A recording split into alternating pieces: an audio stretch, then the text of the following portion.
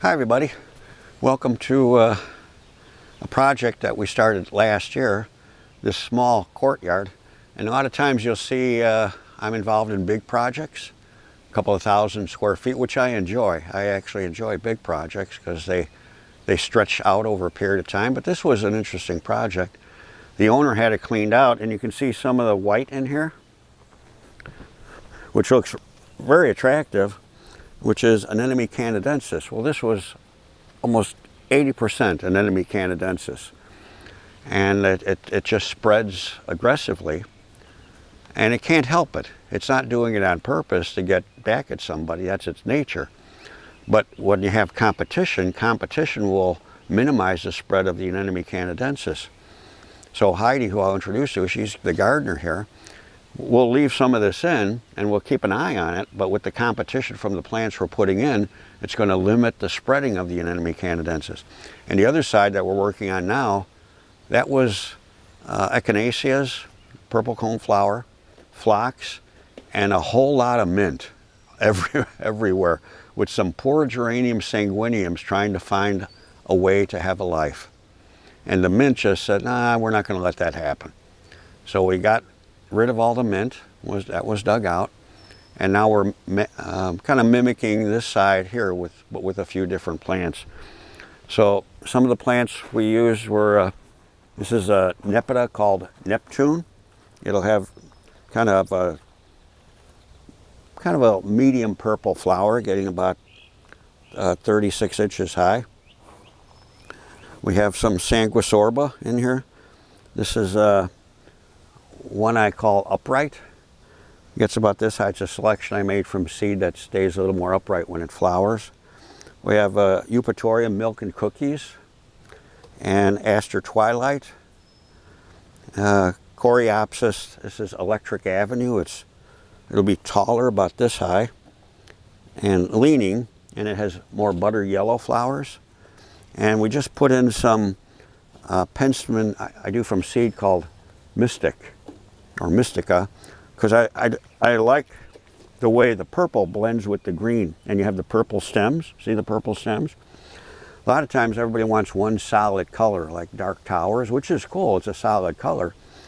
But if you look at some of the, like Mystica, it's nice to have that transition of green to purple and have the purple stems. So you're kind of blending tones of color.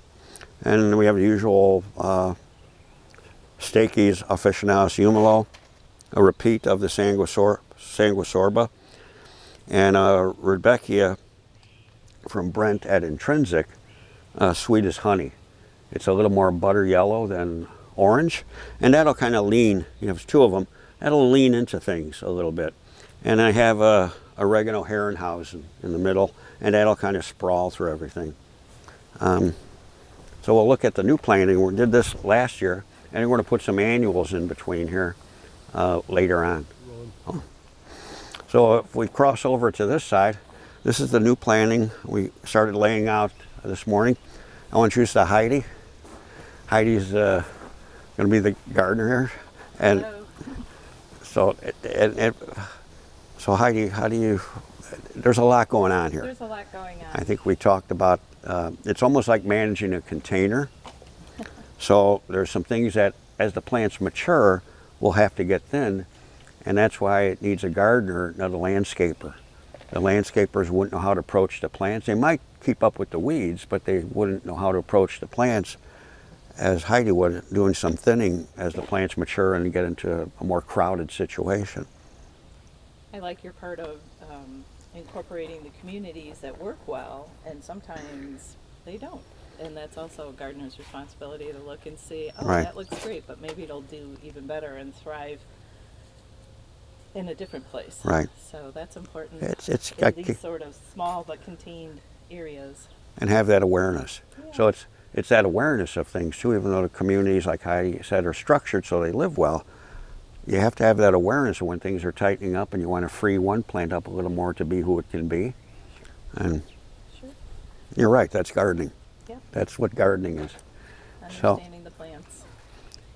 And a few different things have in here are the Limonium, latifolium. We have Perovskia, Little Spire over here. and Echinacea Prairie Splendor mixed with Echinacea pallida to do the contrast in flowers. So it's a nice group of children. And here's the mom. Great family. That will be here, yeah. It'll be a family event. Well, things are looking good. I think we need some more white in the corner. We're actually getting ready for a boat tour. That's July 16th. July 16th, they have a boat tour in Lake Geneva. It stops at about 4 or 5 homes. So we have to put a little more entertainment in here. So we're adding a lot of annuals, more so than I usually put in the gardens I do. And so we have Bidens, we put in a white Bidens, but it looks really good with the Allium atropurpureum coming up inside Amsonia butterscotch. Butterscotch is a nice level. It's a shorter Amsonia, but you can see when it's in bloom, it looks perfect for the Allium atropurpureum. Helps them stand up tall too. Yeah. They don't flop over. They're not leaning around. Yeah. So we've got some dahlias we put in. The Mystic Series dahlia. I think there's more scattered through here. Heidi pruned the Calamiris Daisy May. They were just ready to start flowering. We pruned them so they would bloom mid-July. So we delayed their flowering time. And then what did we do here? Oh, the Salvia Sky Racer, I think, series. That's the red one. Austin Eyeshide told me about that. He's using that at Millennium Park in his containers. So we put a little dabble of it over there, and down below we've got it in 2 spaces down below. There's a garden down below going to the lake.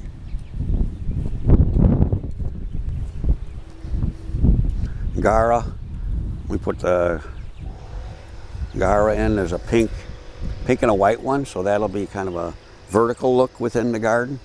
We have those scattered through. And a big hole. So we have to do something with the big hole.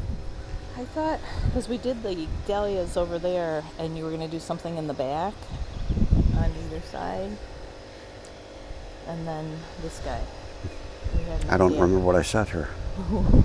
I had idea. some idea. We had a great idea. Yeah. We'll come back to that. So we'll have to refigure out, create a new idea. Yeah. So we got a hole in the back. Back here was one too. Oh, I was going to do a Sanguisorba. I'm going to put see that large hole between the hydrangea and the Carl Forster, Calamagrostis. We'll put a Sanguisorba upright back there, so it'll have nice red flowers with the phlox blue. I think it's blue charm is back there. There's 2, 3. The phlox blue charm are drifted in between the Carl Forster, so we'll put Sanguisorba back there upright with the red flowers.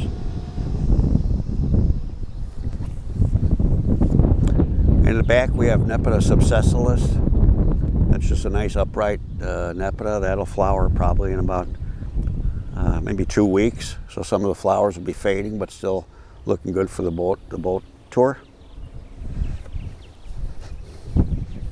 Color is great, nice anchor. That's Dark Towers. But you can see the difference between Mystic we saw in the other show at the other garden. This is more consistently dark, where Mystic fades more to green as you go down the stems. And we put this lobelia in, I can't remember the name of it, to fill it in between the Coreopsis zagreb. It's a commonly planted lobelia. I've just never used it before, so you can see my big fascination with annuals. So bless your hearts, all of you out there using annuals. I think they're wonderful. It's just not anything I really use that much within the perennial plantings. We got the Gara here. Oh, and you pruned. Oh. Was that eaten? Yeah, that was eaten. We didn't prune the Helenium. See, something was eaten. Okay. That's Helenium potter's wheel. Why just one? Well, there's a deer. I don't know. I didn't know they ate Helenium. No. See, we're learning as we walk, too. People probably think, boy, Roy knows a lot. I don't know that much at all.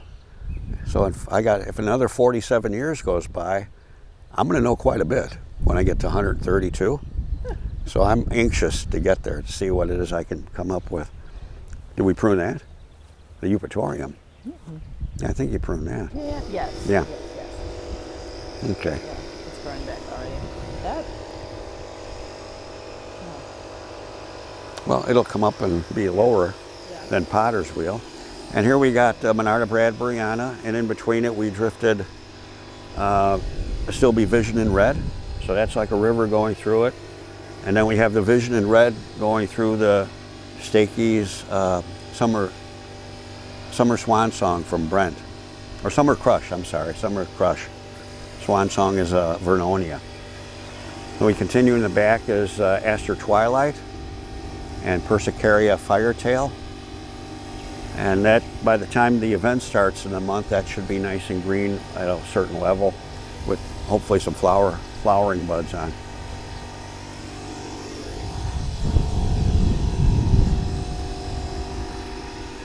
And more dark towers, another group of dark towers. And this is Veronica Very Van Gogh. And in between that are some of the This one's been eaten too. Bidens.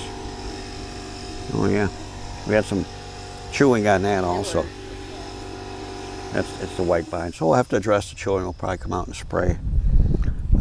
We have a new product Jeff Epping introduced me to. I think it's called Trioc. And Trioc is a deer repellent he found on the East Coast that you spray. It's made of sheep's fat. And you spray it. You only need to spray around the perimeter every 28 days. So, you know, you never know. We're going to try it here. We've got a gallon container of it. And we're going to try putting it around a lot of the gardens we have here on the lake and see if the Trioc works. That's my bumper sticker. You never know, you know. Why not? And you never know. So yeah, we're at the end of the garden. So thanks everybody for hanging around with us. You discovered what we don't know, and we discovered what we don't know all at the same time. So thanks, Heidi. Thanks, Roy. We'll see you later. Bye.